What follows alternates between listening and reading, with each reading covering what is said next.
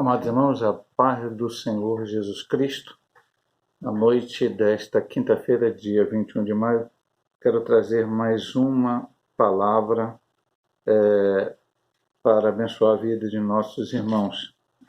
E hoje, para mim, eu estava aqui lendo a Bíblia, e escolhendo qual texto estaria trazendo para a nossa reflexão. E esse texto aqui que eu vou ler, que é Atos 18, do 24 até o 28, é um texto para mim bastante importante, porque eu estudei num seminário chamado Instituto Bíblico Pentecostal, dirigido pelo saudoso e amado pastor e missionário Lourenço Olson. E nesse seminário, quando a gente chegava no terceiro e quarto ano, havia, quer dizer, desde o primeiro ano havia, mas havia uma capela. 3 vezes na semana a gente subia todas as turmas, primeiro ano, segundo ano, terceiro ano, quarto ano, subimos a um auditório grande que tinha, e lá fazíamos um rápido culto de uns 15 minutos, mais ou menos. E alguém pregava, falava durante 5 minutos, uma reflexão rápida na palavra. Comumente eram os pastores, professores nossos, que assim o faziam. E quando a gente chegava no terceiro ou quarto ano, nós tínhamos que, pelo menos uma vez, trazer essa mensagem para os outros alunos. Como se fosse até assim, uma experiência, para falar no meio de muitas pessoas, como seminaristas que éramos. E quando foi a minha vez de falar, o texto que Deus me deu para falar foi esse. E ali eu preguei esta palavra para os meus colegas seminaristas. E hoje eu quero compartilhar com os irmãos. O título é Apolo em Éfeso Apolo em Éfeso e em Corinto. Repetindo, 18 de Atos, do 24 em diante. Chegou a Éfeso um certo judeu chamado Apolo, natural de Alexandria, varão eloquente e poderoso nas Escrituras. Este era instruído no caminho do Senhor e fervoroso de espírito. Falava e ensinava diligentemente as coisas do Senhor, conhecendo somente o batismo de João. Ele começou a falar ousadamente na sinagoga, quando ouviram Priscila e Áquila, levaram consigo e lhe declararam mais pontualmente o caminho de Deus. Querendo ele passar a Acaia, o animaram os irmãos e escreveram aos discípulos que o recebessem, o qual, tendo chegado, aproveitou muito aos que pela graça criam, porque com grande veemência convencia publicamente os judeus, mostrando pelas Escrituras que Jesus era o Cristo.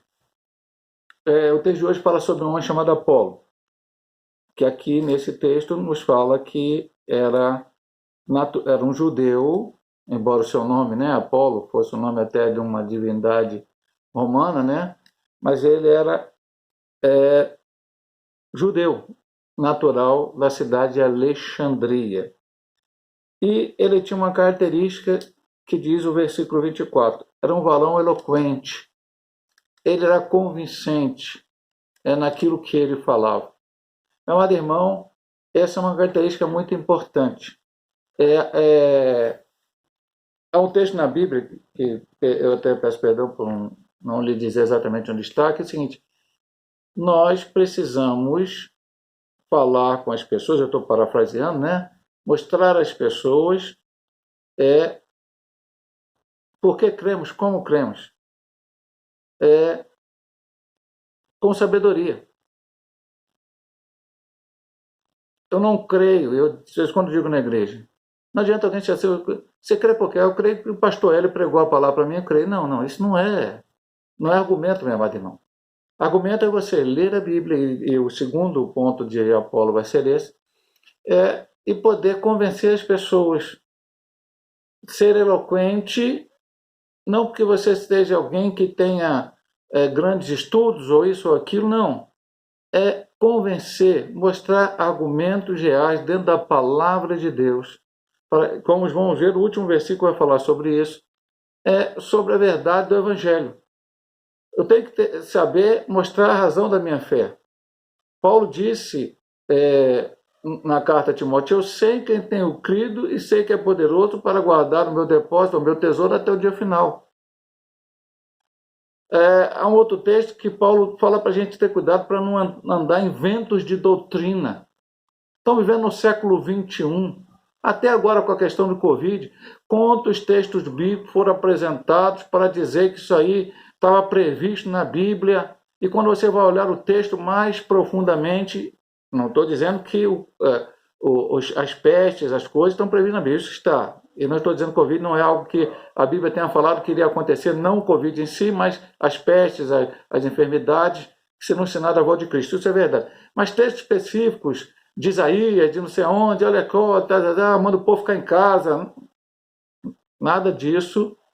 Olhando com clareza, com calma a Escritura, você vai ver que bate com as coisas de hoje. Então tem que saber e entender. Ser eloquente, saber falar, mostrar às pessoas, ser convincente naquilo que você está dizendo, para que elas possam crer. E o segundo ponto, que talvez o fundamental, poderoso nas Escrituras. Poderoso nas Escrituras, eu tenho dito nas minhas pregações anteriores, o que você tem que fazer? Ler a palavra, orar a Deus, pedir que Deus te dê sabedoria para falar, para anunciar o Evangelho. Eu tenho uma ilustração do livro do Amantino Adorno Vassão, grande pastor presbiteriano já falecido, Esteiras de Luz, há muitas ilustrações e histórias reais. E numa das histórias ali que está naquele livro, ele diz que o rapaz chegou em determinado momento da igreja que mais ou menos era assim que funcionava. Olha, eu quero ser aqui cristão, quero ser dessa igreja. O que você tem da doutrina da salvação? Eu não entendo nada. O que você entende da doutrina do pecado? Não entendo nada. Como você quer ser batizado? Você não entende? Ele falou, só entendo uma coisa. Eu era o maior bêbado dessa cidade. Bebia, caía por as ruas, envergonhava a minha família. E alguém falou para mim de Jesus. E agora eu sou um homem que não mais bebo, que não mais tenho vícios, que vivo em comum com a minha família, e, portanto, eu acho que eu devo e preciso me batizar. Então, na verdade, a transformação que Deus faz na nossa vida e através da sua palavra, é algo que nós temos como testemunhar. Leia a palavra, ore e peça a Deus para te dar. Esse homem era valor. Mas vamos ver que não era. Ele tinha alguma coisa também que era necessário melhorar.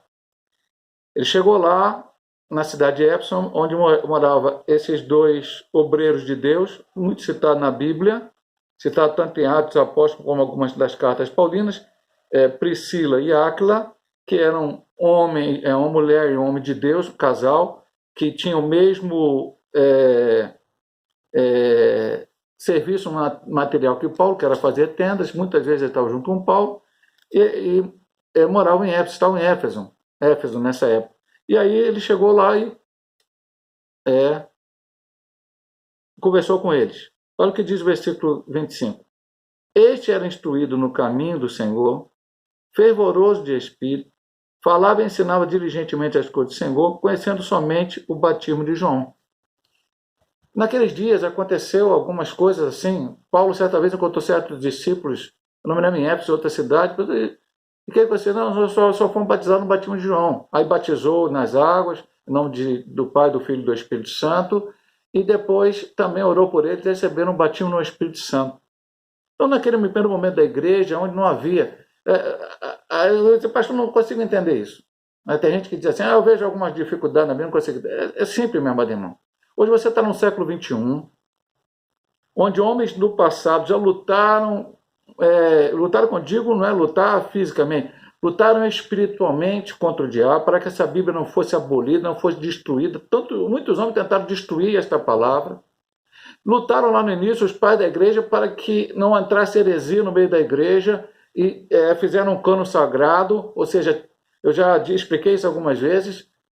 Não foi escrito só 4 evangelhos, foi escrito muitos outros evangelhos. Desde quando aparece hoje aí no Fantástico da Vida e outros programas de TV, o Evangelho segundo Maria Madalena, Evangelho segundo Judas, Evangelho segundo não sei quem lá, esses os pais da igreja disseram que isso aí não é inspirado pelo Espírito Santo de Deus.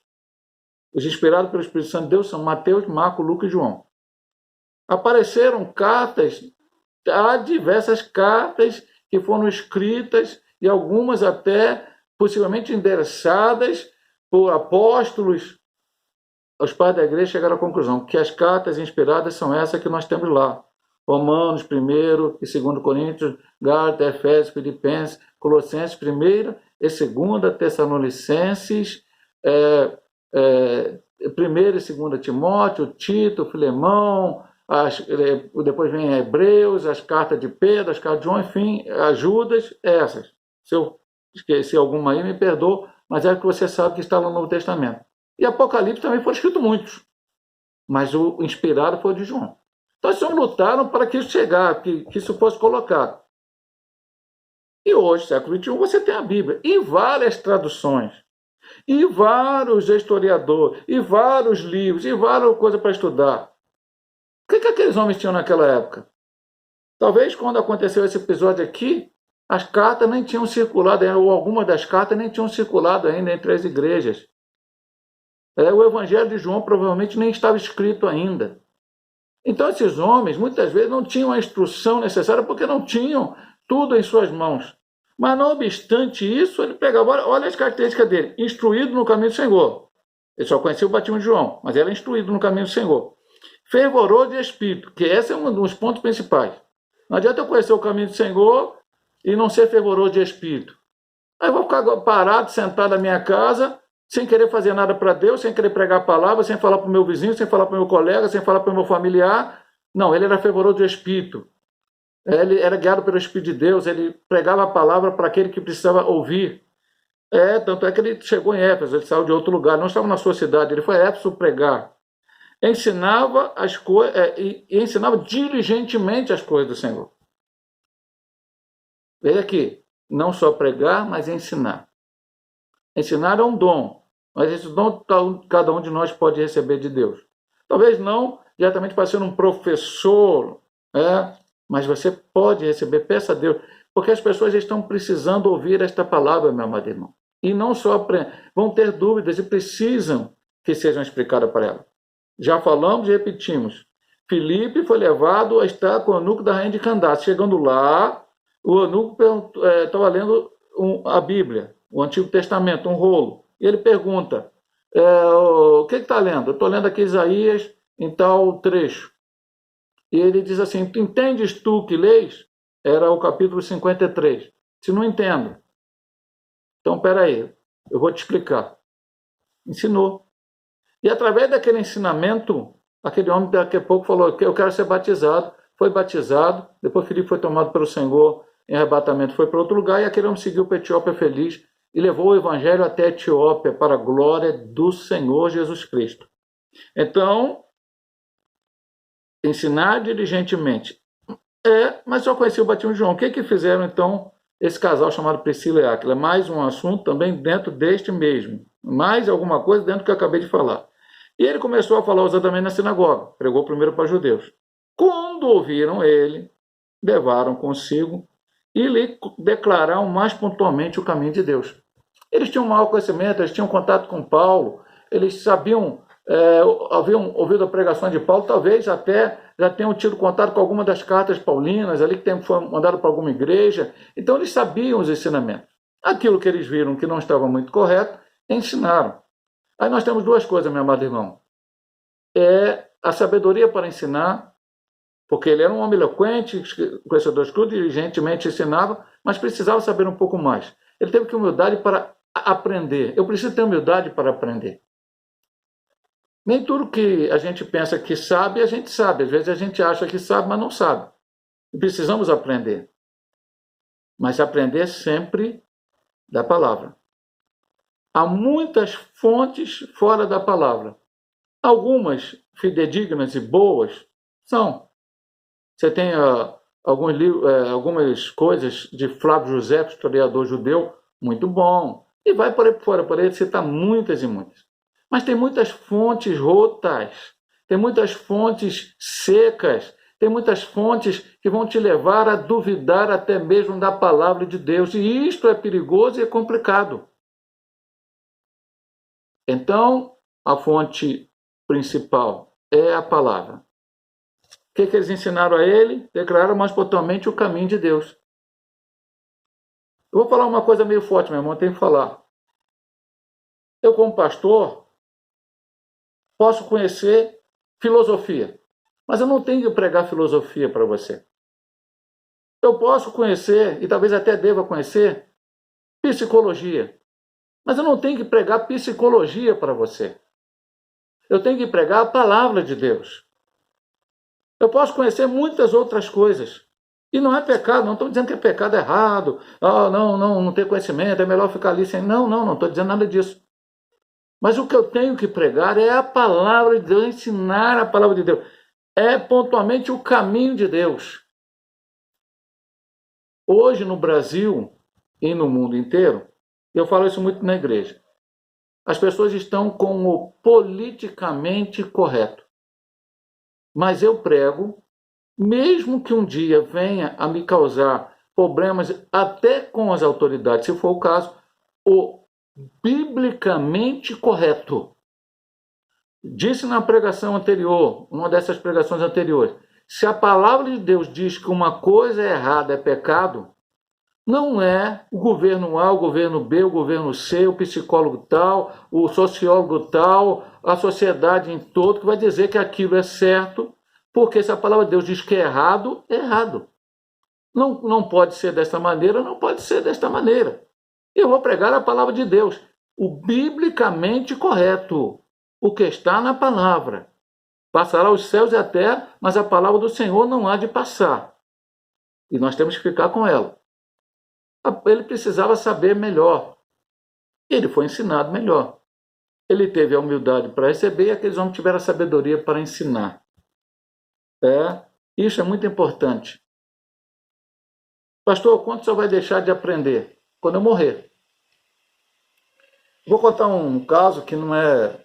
Eu não sei nem se eu já contei isso em umas pregações, mas certa vez na igreja metodista pentecostal, ele não era da igreja metodista pentecostal, essa pessoa, e nem vou falar o nome dele porque já é morto, ele andou um tempo frequentando, eu não era pastor ainda, quem pastoreava era o pastor Uriel Soares Nascimento, ele andou frequentando a escola dominical, essa pessoa, e uma certa vez ele fez um coração, eu não gosto muito de vir na escola dominical porque eu já sei tudo. Jamais saberemos tudo, meu amado irmão. Somente quando estivermos fora desse corpo de pecado, com o Senhor na glória. Aí sim, aí nós vamos saber tudo, vamos entender tudo, porque nós não estaremos mais limitados por causa do pecado. Enquanto estivermos nessa terra, temos que conhecer e prosseguir em conhecer o Senhor, como diz Osés no capítulo 6, versículo 3. E se eu for citar a Bíblia Sagrada, muitos outros textos da palavra, que nós somos finitos, pequenos, não somos nada. Mas Deus é tudo e eu preciso dele a cada momento da minha vida. Você também. Querendo ele passar a casa, depois de ser bem orientado, o animaram. Veja, minha madre, é isto. Vai lá, prega a palavra. E olha só, escreveram os discípulos que o recebessem, o qual, tendo chegado, aproveitou muito aos que pela graça criam.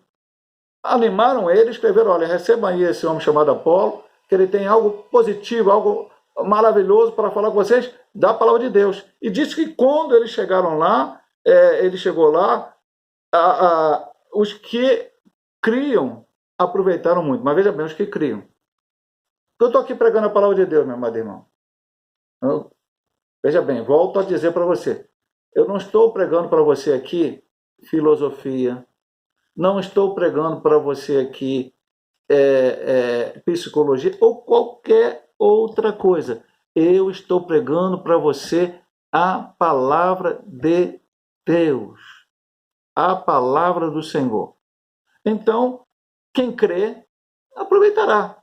Quem não crê, eu vou orar para que um dia possa crer e aproveitar aquilo que é de positivo. A palavra, não o pastor Hélio. O pastor Hélio não tem nada dele mesmo para te dar. Mas a palavra de Deus tem, e ela quer fazer morada no teu coração. Ela quer que você a tenha como a bússola, o guia para a sua vida, em cada dia. E olha o que aconteceu, última palavra deste texto. Porque com grande veemência convencia publicamente os judeus, mostrando pelas escrituras que Jesus era o Cristo. Esse era o objetivo. Tinha que pregar para aquelas pessoas. Eu vou só fazer um apêndice aqui, meu amado irmão. Olha só. Por que a Igreja de Cristo, ela respeita e ela ora e ela, até eu vou dizer uma palavra mais forte, ela ama tanto a Israel? Que às vezes as pessoas não conseguem entender muito bem isso. Por quê? Bom, Deus chamou Abraão, eu já preguei sobre isso, e transformou ele no pai da fé e disse que ele seria uma grande nação. Que nação é essa? Brasil? Alemanha? Estados Unidos? Cuba? China? Coreia do Norte? Não. Israel. Essa nação. Eu sou filho pela fé de Abraão. A Bíblia diz isso claramente. Por quê? Porque dessa nação seria o Messias. Não foi isso que aconteceu? Depois eles tiveram um rei chamado Davi. Deus falou, vai reinar eternamente. A Bíblia diz que no milênio nós vamos reinar com Cristo, na Nova Jerusalém.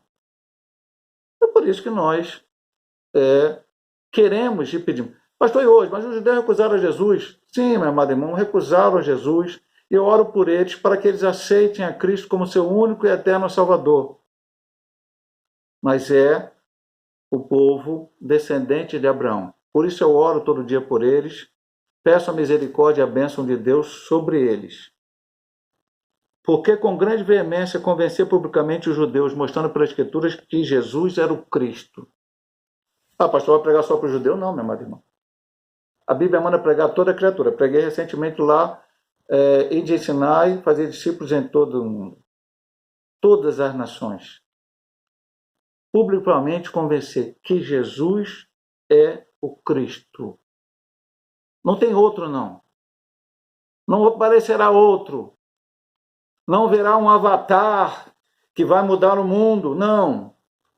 O próximo personagem que vai aparecer, ele já está manifestado, como a Bíblia diz, é o anticristo. Ele vai de tudo quanto é o que Cristo prega.